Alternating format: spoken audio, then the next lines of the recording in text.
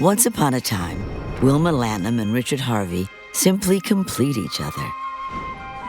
She was a little bit more outgoing. He was a little quieter. They just hit it off. He loved her, and she loved him. Well, what else do you need? But their perfect union comes under savage attack.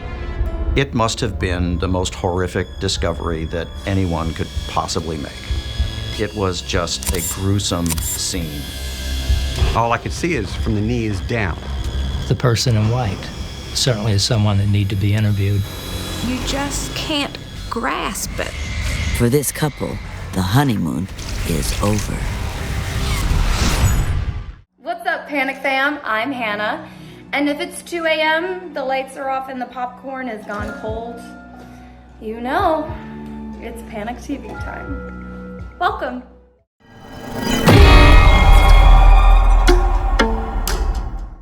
If you survived this, and this, congratulations, all right? Congratulations.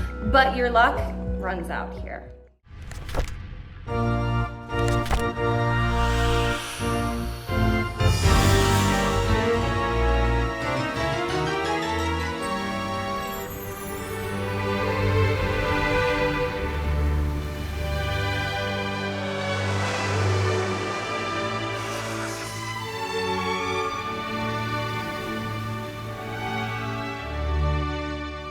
The weather report calls for clouds on this day in Virginia Beach, Virginia.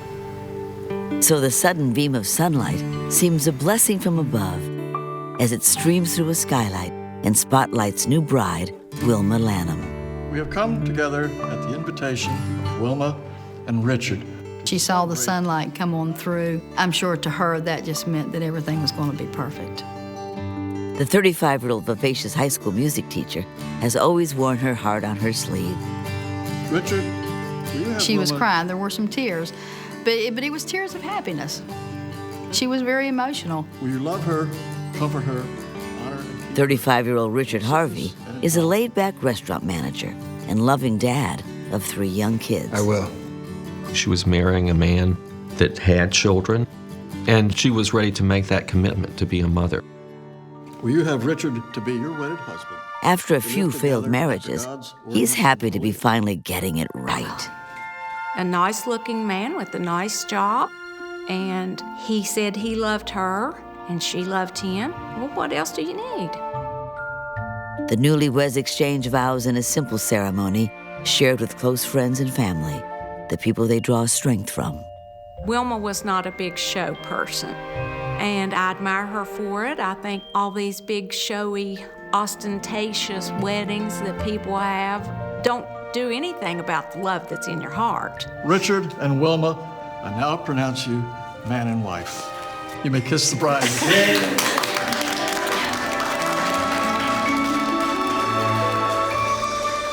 everybody, they're going to cut the cake. Everyone pitches in to make it a day full of love and personal touches. The groom's best friend is the caterer, and Wilma's mom bakes the wedding cake. I think the wedding was a happy moment for everyone there because it's what she had always wanted. You just hope and pray that everything is going to work out for them. But it seems those prayers may have gone unanswered. 10 months after their blissful day, Wilma fails to show up for her job at a local high school. It's strange. The devoted music teacher has never been late for work, even once. But when you got somebody that's dedicated, they're there all the time. If they're going to be late, they call. Have you seen Wilma Harvey this morning? And when that person doesn't show up, you automatically, alarms start going off. I want you to call the house, see if anybody's there. Yes, ma'am. And I need you to call a substitute teacher. Yes, ma'am. School administrators try her at the couple's home, No answer? but get no answer. Concerned, they reach out to the contact on file, her cousin Deanna.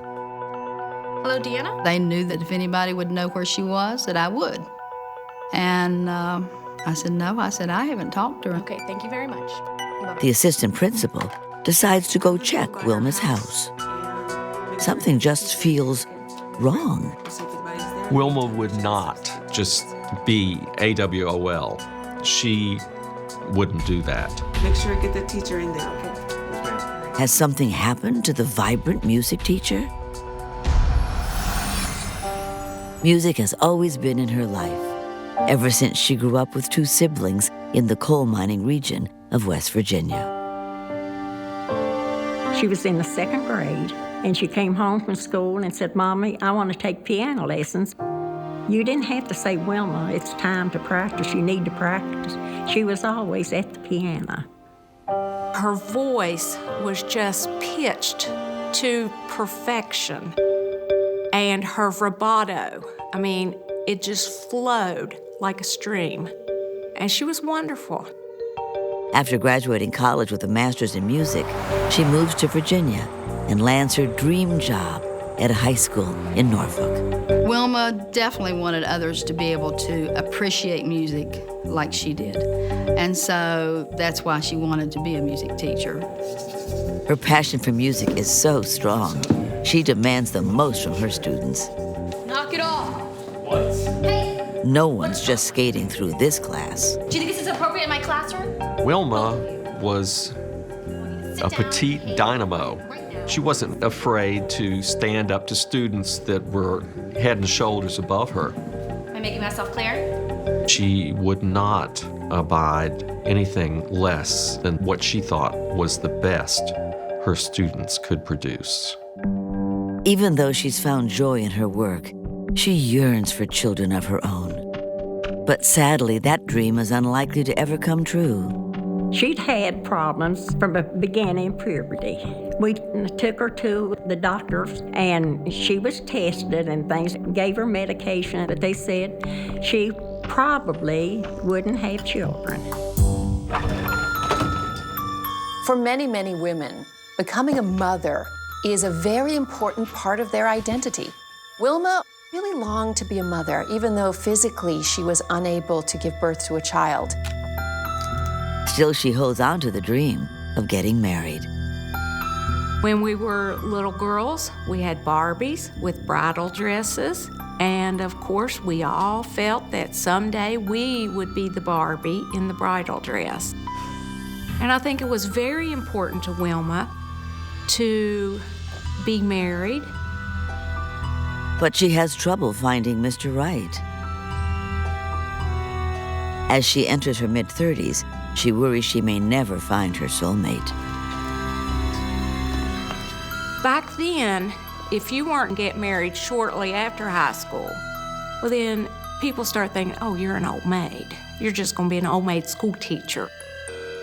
She hopes they're wrong, and the man for her is out there, somewhere. Although she doesn't know him yet, Richard Harvey is born and raised right there in Norfolk. A guy's guy, his passion is sports, in which he excels. He played all the sports, baseball, football, all of the various different sports. He was very athletic. He gets a degree in phys ed and starts teaching gym class. It's a fun job, but it doesn't quite pay the bills.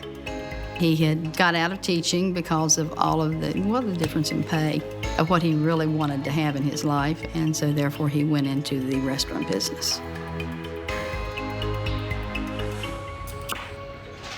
There he finds his calling and quickly moves up the corporate ladder. Cooperation makes it happen, people. He's a natural leader who can handle the stress of a kitchen. Handsome and funny, the girls like him. But when it comes to choosing the right one, he keeps striking out. He had been married 3 times before, and he had been divorced 3 times, and he had 3 children. The hardworking father of 3 has learned his lesson not to rush into marriage. You think you need to check on your table, Whitney? He hopes now that he's matured, he'll find a woman he can settle down with for good. All right, keep it up. Richard had had some bad luck in choosing mates. Keep up the good work. He still had this optimism that he could find the perfect wife. Then one day, Wilma's having lunch with her cousin when she catches the eye of the hunky restaurant manager. She has this lovely spark about her, so he can't help but strike up a conversation. Hi, ladies. How are you? There seemed to be an instant attraction between Richard and Wilma. I actually teach music at the local school. Well, you know, I used to teach. Really? What did you teach? Yeah, we should perhaps get together sometime. That would be great. I can give you my number. Yes. She'll take the handsome manager. To go, please. They automatically just seemed to click off. They just started dating right away. And at night, they sometimes have a telescope. They had some background together, and she talked about how that they could just sit down and talk about many things. Cheers. Cheers. They just hit it off. Maybe it's because he had been a teacher before, and she enjoyed sports. Wilma was just really intrigued with him. She was a little bit more outgoing than what he was. He was a little quieter, but I think that probably complimented the two of them. After just a few dates, both realize this is the one they've waited for. They see a bright future ahead. But is that future now in danger? Wilma's assistant principal arrives at the newlyweds' house.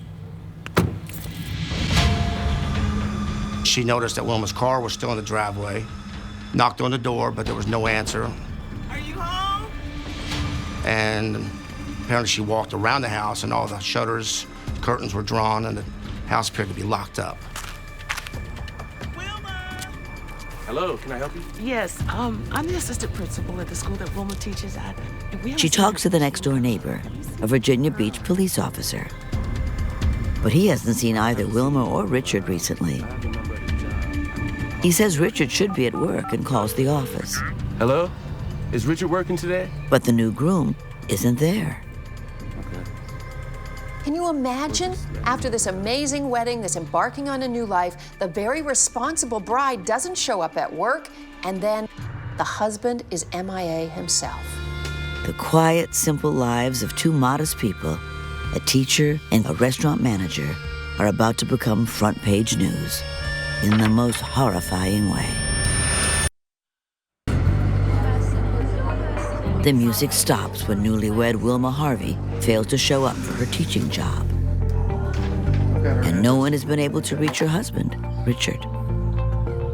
They didn't know where Richard was. They couldn't find him. They didn't know where Wilma was, and they couldn't find her. So the concern grew that something was terribly wrong. After Wilma's assistant principal leaves, the newlyweds' neighbor gets a call back from Richard's work. Hello? The caller is Richard's brother-in-law, who works in the same office. And the brother-in-law said, well, her husband's out of town right now on business, but I'll try to get a hold of him and find out what we can. The brother-in-law also says he'll call Richard's parents, since Wilma's family lives out of state. The brother-in-law tells the parents what's going on and asks the parents to respond to Wilma's house. I don't like it.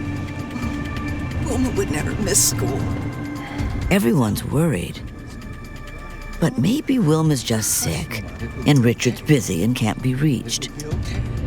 They hope their gut feeling is wrong, and everything's okay with this pair, who just a year before were orchestrating a romantic new duet.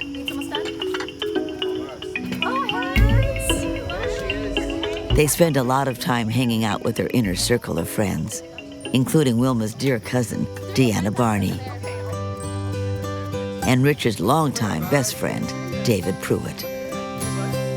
Everyone can see how perfect they are for each other. Oh, I could tell from the very beginning that, you know, they were falling in love. They wanted to be together all the time. We have to we owe it all to her.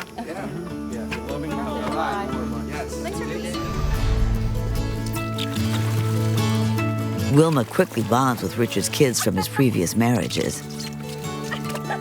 The children definitely liked Wilma. They thought a lot of her, and she thought a lot of them. For Wilma, it's literally a dream come true. She could not have kids, but she wanted to have a family. She thought she was meant to have a family. She was meant to be a mother. And Richard, I'm sure, was so attracted by this. I mean, when you have a woman falling in love with your kids and you're witnessing it, it's like, could it have been more perfect? As their love blossoms, the couple sees less of their friends. For Richard, it means no more late-night poker games with his buddies. And for Wilma, fewer girls' nights with her cousin, co-workers, and friends. When couples begin their love relationship, it's very important that they cocoon. And in fact, they're going to create a me and you against the world kind of emotional bond. After a few months, they decide to live together. Wilma moves in, hoping the next steps they take together will be down the aisle. Aww. That's our goal in life, to marry, to have a spouse, to raise a family. It was very, very important to Wilma. But that marriage proposal doesn't come. She had made the commitment, but she was fully willing to walk if he was not going to step up and make that commitment back. After 6 months, Wilma tires of waiting. Wilma basically read him the riot act. I'm taking care of your children. I'm getting along with ex-wives, and if this is going to continue, I want more than just being a live-in person. Please just stay. I don't want you to go. The relationship was not going into marriage, and that's what she desired, not just to live with somebody, so she moved out. Right away, Richard sees his mistake. He's lost without her. Richard realized that this was what he wanted. He made the decision to come back and say, well, let's go ahead and get married.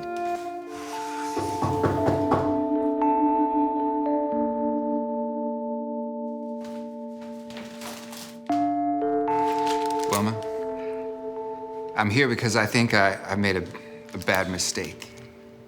The decision is not a typical proposal. No taking of a knee, no sparkly ring.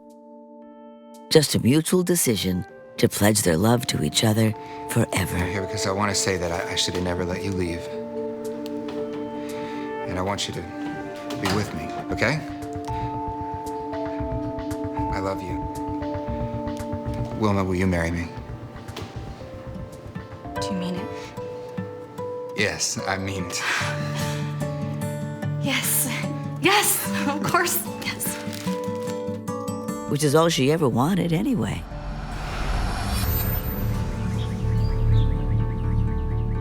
But now, no one can find either one of the lovers. Wilma! Wilma! Letting themselves in with a spare key, Richard's parents check the house with Richard's brother-in-law and the couple's neighbor.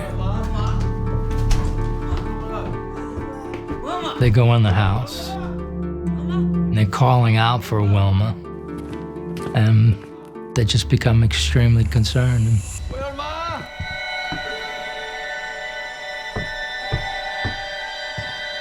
Then, in the master bedroom, they finally find Wilma.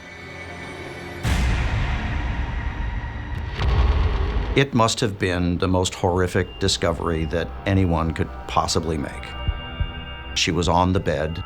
She was naked. Her hands were behind her back, tied. There was blood everywhere. It was just a gruesome scene. She's clearly dead. Don't come in here! The brother-in-law begs the others not to look.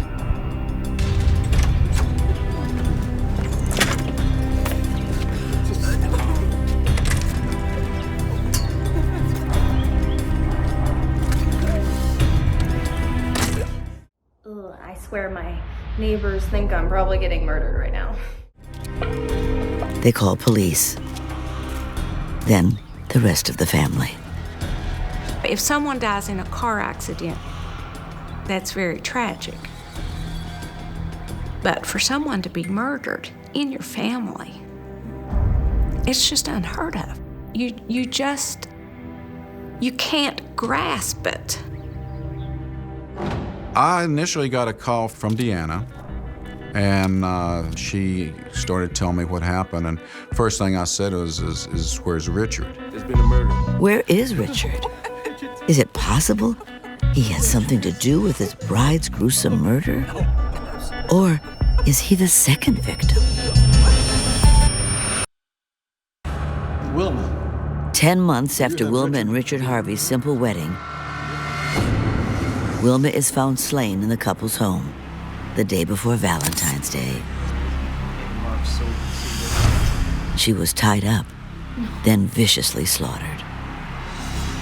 It's a horrible way to die. I mean, there were more than 20 stab wounds. Wilma did not go without a fight. She has defensive wounds to her forearms. She has a defensive wound to one of her hands where she tried to grab the knife blade. Who could have killed this happy newlywed in such a gruesome way? As detectives search for clues, they discover no sign of forced entry.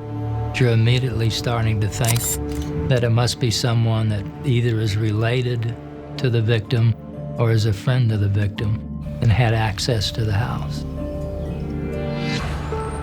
An hour after the body's discovery, Richard's brother-in-law tells police he's finally spoken with the new groom, who's headed back from a business trip in Rhode Island.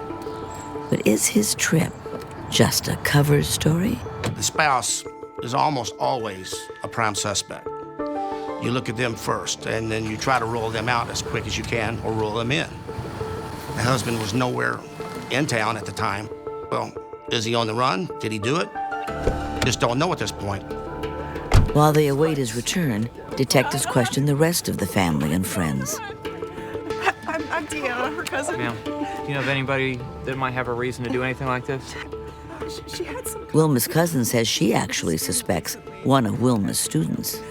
He gave her some trouble. I'm mouthing off or something. I don't know. Knock it off. What? Hey, what is going on? Come here. Do you think this is appropriate in my classroom? Wilma just didn't take any guff off of him. She had told me that she had backed some guys up against the wall at school and told him, now, you're not going to do this in my class. She was not afraid to do that, even to large kids, much bigger than her. She was not afraid to stand up to them and demand respect. Had Wilma's tough talk backfired on her? It's hard to estimate teenagers. You know, they're like children's minds, but big, strong, adult-like bodies. Makes you wonder, could a teenager have done this? I don't know who could Detectives need to question everyone in Wilma's classes to learn more. To solve the shocking murder, police must focus on every detail, no matter how slight. Just a year earlier, the details on Wilma's and Richard's minds were all about their wedding. So what do you think? They want a simple ceremony surrounded by family and friends. I think this is the one. I like it. Now. Their wedding cake will be a one-of-a-kind masterpiece, baked with a mother's loving touch. Wilma wanted her mother to do the cake. It was her special cake for her special day. One that nobody else would have anything like it. What do you think? No. As the wedding day draws near, the busy couple's schedules get even more jam-packed. Working, spending time with the kids, and planning a wedding isn't easy. Hello. Their friends pitch in, including Richard's best buddy of the past 10 years, David, who offers to provide the catering. Since they had worked together and they needed somebody to cater the wedding, that they felt like that would be good for David to do. It meant so much to have her mother bake her wedding cake and then to have Richard's buddy cater the whole thing. It was a bringing together of a supportive community for their marriage. But now that same supportive community is devastated by the bride's horrifying death. The medical examiner concludes Wilma was likely killed the evening before she was found. She had been bound and raped. Tests revealed traces of semen, but the technology at the time would not allow an exact DNA match to a perpetrator. She died from multiple stab wounds and having her throat slashed. Someone really had a lot of anger built up in them. Detectives follow a trail of blood from the bedroom into the adjoining bathroom, where they find a pair of gym shorts soaked with blood. The autopsy showed Wilma's body was streaked with a mixture of water and blood, as if someone had tried to clean her up after the murder.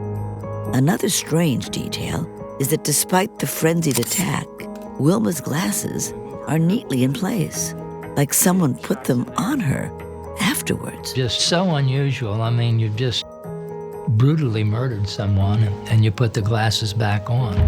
The washing up and replacing the glasses, they're almost caring gestures after such a cold-blooded crime. Was the killer conflicted about what he'd done? Who would care enough about Wilma to want to clean her up some? There again, it just leads to someone that was close to her. It also looks like the perpetrator was searching for valuables to steal. The drawers were taken out, clothes were removed. Well, was it a robbery? But the other signs point to a personal motive as well. Then, detectives find exactly what they need to narrow the field of suspects down to one: a fingerprint on the inside lens of Wilma's glasses. The positioning of the fingerprint indicated that it was from someone who was placing the glasses on her face. They felt like if they could find out who left that fingerprint, that they knew who the killer was. They need to run the fingerprint through the database. Will it be a match to the new groom? There were all kinds of questions regarding his absence and the fact that she was there alone, a relative newlywed left alone. Wilma's cousin recalls the last time she saw Wilma, 2 weeks before the murder. The new bride didn't seem herself, like she was unhappy about something. What's going on with you? I spent that night at the house. Her mood was very somber that night. There was something not right. I couldn't put my finger on it. Had the newlyweds' perfect love gone sour? I felt like there was some tension there, but I really didn't know. And she didn't say anything to me. Wilma took the reason for her dark mood to her grave. The theory that one of Wilma's students might have killed her seems so much less likely now. Whoever committed this heinous crime and left that fingerprint had rage well beyond the schoolroom spat. Soon a new witness will surface with a tantalizing story of who was in the house on the day of the slaying. 2 hours after discovering Wilma Harvey's body, Virginia Beach police detectives have still been unable to interview her new husband, Richard, because he's on his way back from Rhode Island. As they wait for his return, investigators canvass the couple's neighborhood. They find several witnesses who saw a green car outside the house that night. They also talk to the paperboy who stopped by the Harvey house to collect the night before the body was found. Knocked on the door. She answered. Hi there. Hello, Mrs. Harvey. She invited me into the foyer, which wasn't unusual. Okay, I'll be right back with someone. That's when the paperboy saw she wasn't alone. I happened to notice somebody sitting on a couch or a chair in the room. All I could see is from the knees down. You could see the white pants and the white shoes. Couldn't necessarily identify whether it was a man or a woman, just a person sitting there. She got a money box and paid me out of the money box, which was typical. Is the mysterious person in white Wilma's killer? The person in white certainly is someone that needs to be interviewed and very well could be a possible suspect. Then, 10 hours after the body was found, Richard Harvey finally returns, shell-shocked by the news. Detectives question him for hours. Tell me again why you left Virginia Beach. I went on a business trip. The police had to sort out the timeline. Could he have killed her and then left town as a cover? Those are questions that they're bound to ask. They have to. He explains he's been away for almost a week. He says he suspected something may have been wrong with Wilma the night before. Reach her. He said that he had made several attempts to call her from where he was on his business trip and got no answer. when I couldn't reach her on the phone. He couldn't be reached immediately because he was in a training seminar. As soon as he heard the news, he rushed home. I was worried. Investigators need to run down his alibi. And there's something else they need to check. Sir, I'm gonna take some fingerprints from you. Don't mind, stand up, come on up here, please. They know that the thumbprint on the glasses does not belong to Wilma. The next step is to get fingerprints from Wilma's husband and either put him in the frame or eliminate him from having touched those glasses. Right hand, please. The new groom can't believe he's now being treated as a suspect in his wife's brutal murder, when just 10 months earlier, he'd stood next to her, joyfully exchanging their marriage vows. She was getting what she wanted. She wanted Richard, she wanted a family. He'd chosen a bride who was very compatible, who was willing to be a happy stepmother to his kids. He'd finally gotten marriage right. After the ceremony, they head out on a simple honeymoon. Just a couple of nights at a local hotel, but it's the perfect little romantic retreat for down-to-earth Wilma. She didn't need to go to Hawaii. She could be happy in her own backyard. You know, that was Wilma. The newlyweds buy a cute new house together, and Wilma happily nests. But now that home has become Wilma's death chamber, and her loving husband, a prime suspect.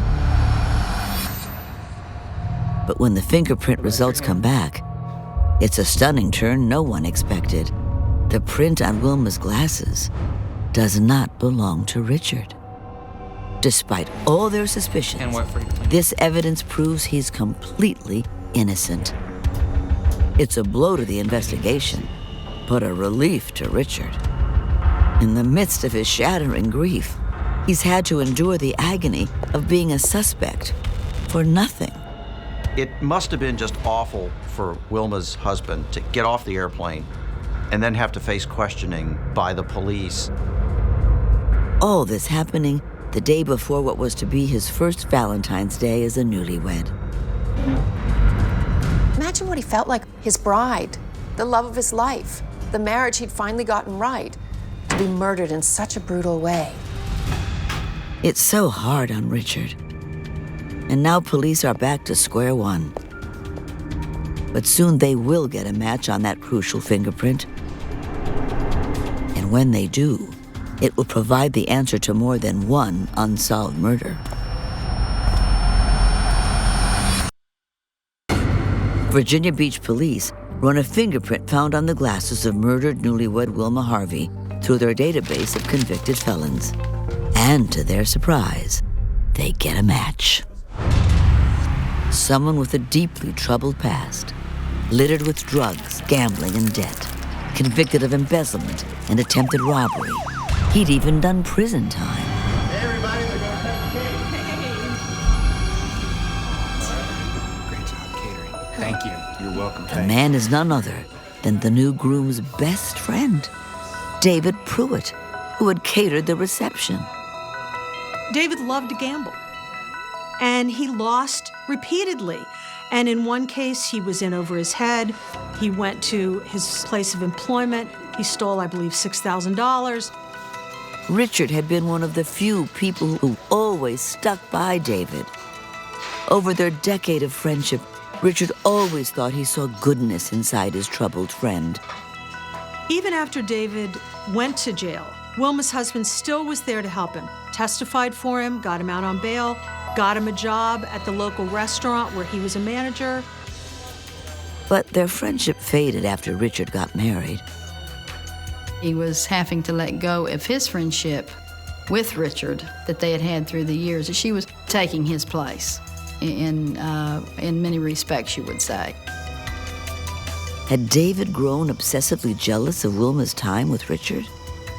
Relatives recall Wilma had said she'd become uncomfortable around David. She even referred to him as that creep. She was bothered by the fact that he was always bugging them for money because he was always in trouble because of his gambling debts or jobs that he couldn't keep. Maybe that's why she seemed disturbed when her cousin last saw her. Police bring Pruitt in for questioning. We need to ask you some questions about Wilma Harvey. They tell him a green car like the one he drives was seen at the Harvey home the night of the murder. He admits he did go to the house that evening, but claims he had innocent intentions. He had gone there to check on Wilma because he knew that Wilma's husband was out of town and he was trying to help out. It's just such a terrible thing. I'm really worried about Richard. He swears he didn't hurt her, and she was alive when he left. Investigators confront him with the fingerprint evidence. Right here. This is Wilma's glasses. Your thumbprint's on these glasses. Now I know how that got there. That kind of took the air out of him right there. I think he knew the game was up, that there was no way he was going to talk his way out of it, so he pretty much admitted. I killed her. Perhaps relieved after unburdening himself about Wilma, he stuns the cops by suddenly confessing another dark secret. Wilma Harvey isn't the only newlywed he's killed. Pruitt announces, oh, by the way, there's something else I need to get off my chest. I killed a woman 10 years ago. And then he confesses to killing a young woman he worked with at a fast food restaurant a decade earlier. He came there late at night while she was locking up, asked to be let in, said he needed to call someone to give him a ride, and she let him in. You know where the phone is? He says his intention was to rob the store, but then the predator inside him took over. It's also eerily similar to Wilma's murder. He bound her, and he gagged her, and cut her throat. I mean, it was just almost identical. He hadn't raped her, but that woman had been recently married, just like Wilma. Her murder had gone unsolved until now. For Wilma's killing, police charge him with capital murder, rape, and robbery. When he goes on trial a year later, he mounts little defense. If you could slap one character for their dumb decisions, who would it be? Huh? Go on. Vent in the comments. I can't wait to read.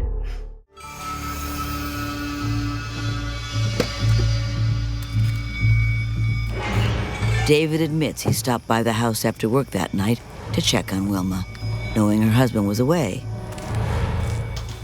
Are you sure you don't need anything? I mean, I don't mind helping you out with anything while Richard's gone. She was busy ironing her students' choir stoles for an upcoming performance.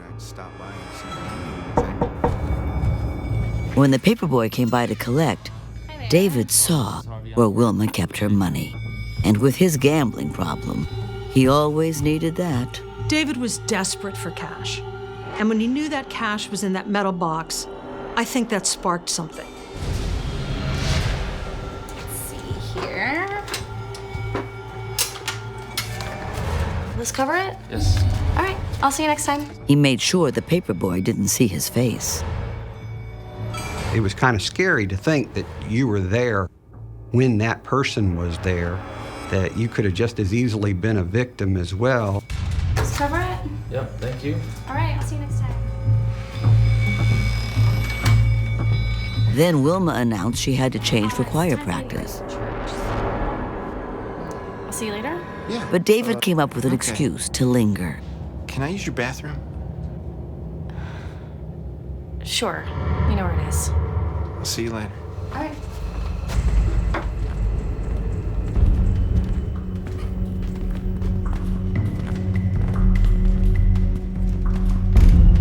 He says that at that point, he decided, hey, I'm gonna go have sex with this woman. He can take her money and feed his sick desires.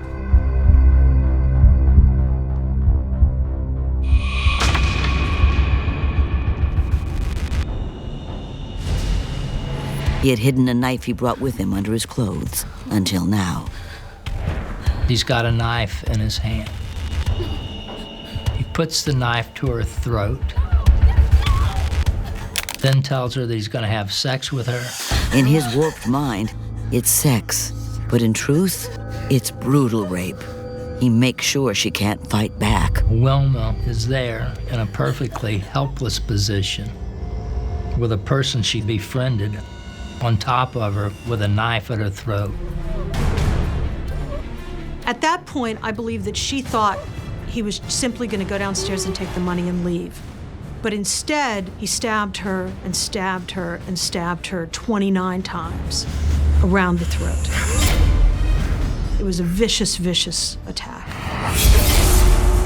He then ransacked the house, looking for things to steal. Something in his subconscious made him go back to her.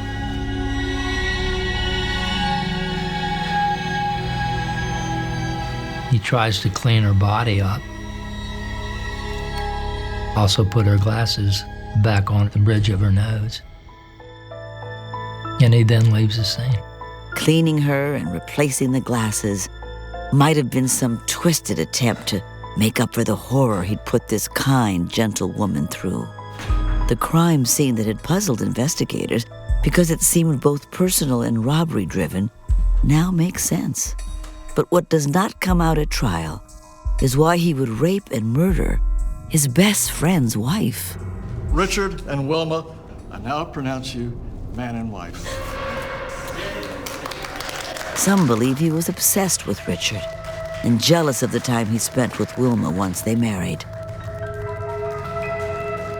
In his own little warped mind, he may have perceived Wilma was taking Richard away from him. On February 24th, 1986, David Pruitt is convicted of robbery, rape, and capital murder. He is sentenced to death. In a separate trial, he's convicted of killing his newlywed co-worker. On December 16th, 1993, he is executed in the electric chair at the Greenville Correctional Center in Virginia. It wasn't a big relief, like I thought I was gonna, jump up and down. No, I didn't. I just said, you'll never do it again. That was the way I felt. He was given soft justice. Real justice would have been getting him hacked up just like he did his victims. That's my opinion of justice. Poor Richard never could have imagined a man he called friend could be capable of this. We wish we could all have a crystal ball and look inside somebody's mind and heart, but sometimes in our best friends lies evil. After Wilma's murder, Richard immersed himself in his church community. He finally found love again, but has never forgotten his vibrant Wilma. Nearly 30 years later, her absence is still deeply felt by all she touched. Her family, her friends, and the students she was so devoted to. He took something that I could never replace, that I will never have again. We were like sisters, and I just miss it. I don't know if there's anything I can say that I miss the most about Wilma. I think I miss everything about Wilma.